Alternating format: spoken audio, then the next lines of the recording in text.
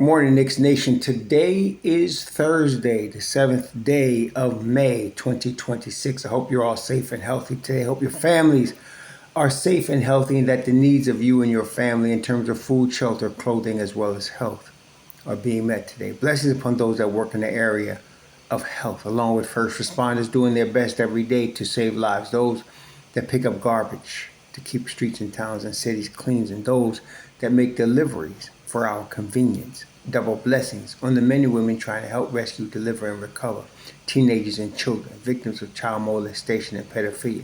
Those people that are helping the ones that are victims of prostitution and child prostitution, child pornography, human trafficking, and sex slavery. Double curses on the perpetrators, profiteers, and perverts that create demands that cause these industries to exist. Finally, double blessings on homelessness and homeless people. More than 700,000 homeless people in the United States of America. Men, women, children, families, senior citizens, military veterans. Blessings upon them, for theirs is the kingdom. There was a basketball game at Madison Square Garden in New York last night. The New York Knicks defeated a very desperate Philadelphia 76ers team 108-102. We knew it was going to be a tough game Wednesday, and it had nothing to do with Joel Embiid. In fact, I thought and said that as soon as they announced Embiid wasn't playing, it was going to be a tougher game because Philly is at their best playing fast. Their game slows down with Embiid. Embiid is supposed to be a multi-skilled big man, and he can be whenever he's in shape, which is very rare. And he had started his career with hurt feet. Now he's got hurt knees and hurt hips and an appendix. He's worse than an old man. So the Knicks would have won easily if he'd have played. But he didn't play. And so because of that, it was an ugly game. It was going to be a tough game because Philly is a scrappy team, led really by Tyrese Maxey, Edgecombe, PG-13, Oubre, Barlow. Those are the guys that are really the Philadelphia 76ers. And so when they announced Embiid wasn't playing, I really was a little concerned because I knew it was going to be a scrappy game.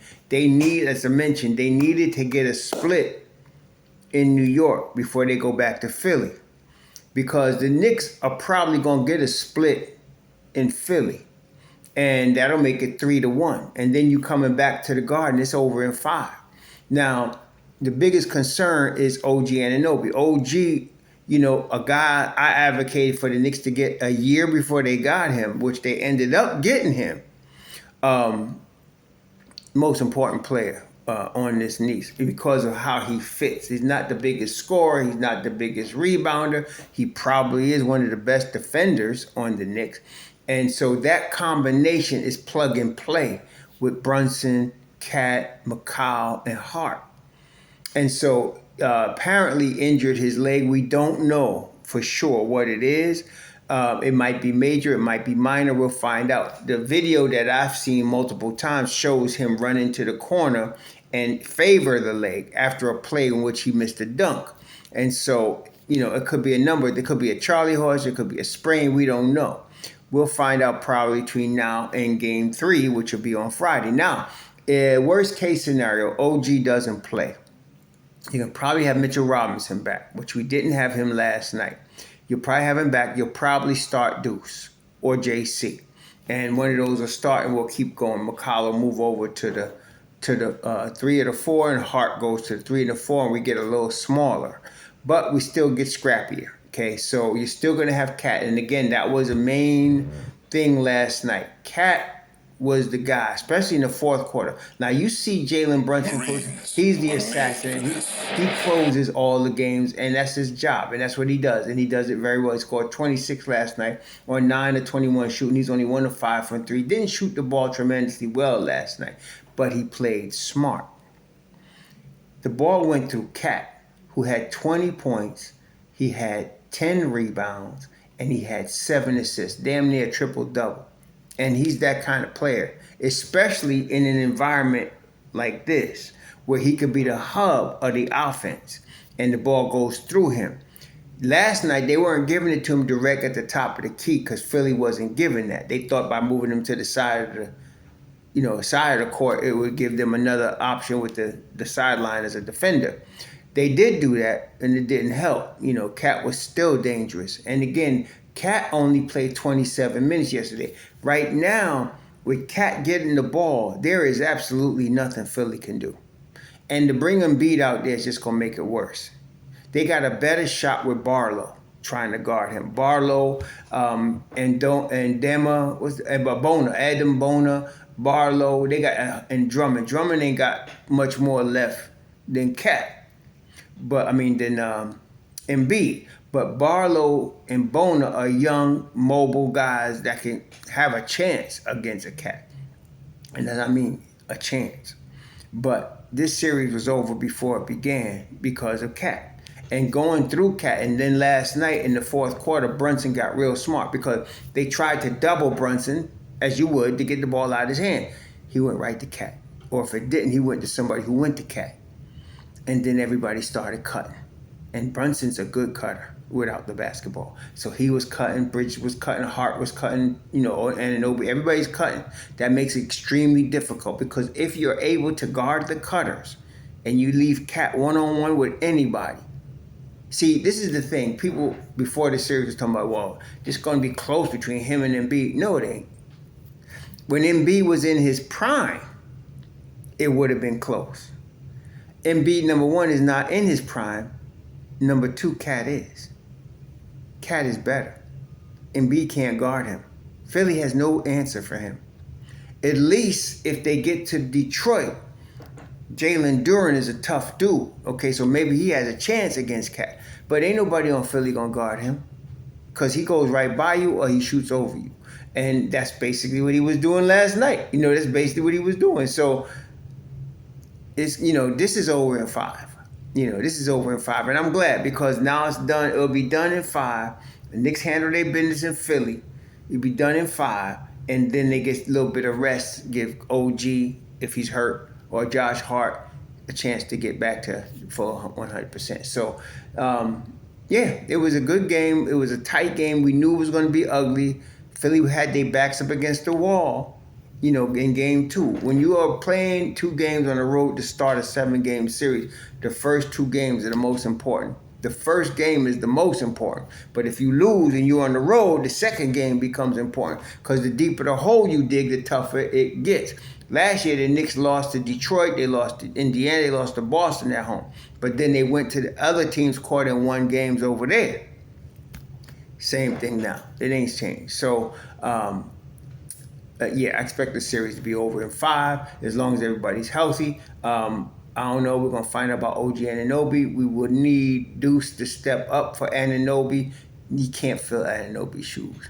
Grown-ass man is grown-ass man. 6'7", 240 pounds of fury. You can't change that, right? But we could do our best, and then you got to have to use Shamet, Alvarado, Clarkson. Clarkson played good last night, even though he was -6. I liked his look on the court.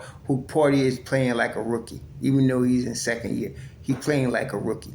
Okay, and it's somebody who's stupid enough to complain. That's why I wanted them to develop Diawara. You ain't the coach, dumbass. So anyway, Sohan came in there for about a minute, to spell at the 5 for a minute, couple of times on defensive end. We really need OG if we got a chance to win this thing. We really need OG, period. There's no replacement for him. You could try to make up for him, but you really need him. So we'll see what they do. They might even go double big with MitchRob and Cat if OG is out. Okay? We might do that. We'll see. This will be game 3 in Philly on Friday. But it was an ugly win. The Knicks grounded out a win. And this is what it is. There's 2 times in the league you're going to get ugly games. When the teams are evenly matched, as these 2 are not, and when a team is desperate, as Philly was. Desperate teams in the playoffs. Everybody in the playoffs, especially the Final 4 in each conference, is what you're dealing with. New York, Philly, Detroit, Cleveland. That's the Final 4 in the East. They're all good. Okay? That's why otherwise they wouldn't be there. So they're all good. And when a team like Philly that's good is desperate, it's going to get ugly. The game's going to get ugly. And look at this now. The Knicks had 25 assists. Philly had 20. The Philly had 18 turnovers. The Knicks had 13. It's gonna be ugly like that. That's how it's gonna be, and it's gonna be ugly in Philly. But the problem they're gonna have is they're gonna think that Joel Embiid's gonna make a difference, and that's their downfall. He's not. Okay, so the more minutes Embiid get, the less minutes Barlow will get. I'd rather see Embiid, honestly. So we'll see what happens on Friday. But I'm looking for the Knicks to catch a split in Philly, come back to New York up 3-1, end it at the Garden. That's what I'm thinking. So Philly will be desperate again Friday. They'll be desperate again on Sunday, and we're looking for them to pull out a win in one of them games, and then boom, the hammer will fall. That'll be that. As long as the Knicks keep going through Cat, he's going to be efficient. He's going to be triple-double machine, and he's going to create problems. We got in Karl Anthony Towns the star of the Eastern Conference right now. I know everybody's talking about Cade, and Cade is that dude, but I'm saying in terms of how he affects a game and a team.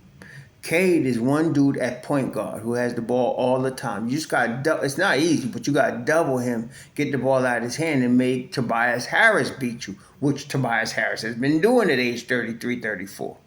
But you're going to take your chances like that. With Cat, you try to double him and let Jalen Brunson go. Or you double him and you let OG go. Or you let Mikal Bridges, the road runner, run. And then, no, it ain't going to work. It ain't going to work. And now, with the way the offense is flowing, Cat, like I said, is efficient. He ain't just throwing up crap. He's efficient. Yesterday, he went to, like I said, 20, 10, and 7. He had 3 turnovers, 7 assists, 3 turnovers. Man, I'll take that in a minute, man.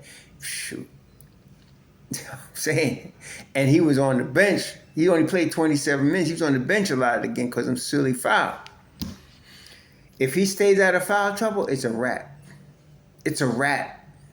So, anyway, Knicks looking good. Going into Friday. Let's hope OG is okay. And then we move forward with life. All right? Let's get this series over with so we can get ready for the next one. I don't want to look past Philly too quick because they could come back, but it's a wrap. Y'all enjoy your Thursday. Enjoy the rest of your week. We'll talk soon. Sure.